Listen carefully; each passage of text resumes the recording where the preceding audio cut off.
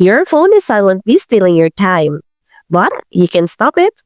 Here is a quick and easy way to limit your screen time before it limits you. First, open your phone settings. Scroll down and tap on Digital Wellbeing and Parental Controls. Next, click three dots at the upper right. Click Manage Your Data and enable daily device usage. Select Digital Wellbeing and allow permission usage access by toggling this on. Now, going back to Dashboard, tap App Limits. From here, you will see a list of your apps. Finally, select an app. Tap Timer icon and choose your daily limit. Let's say 30 minutes for social media. And that's it.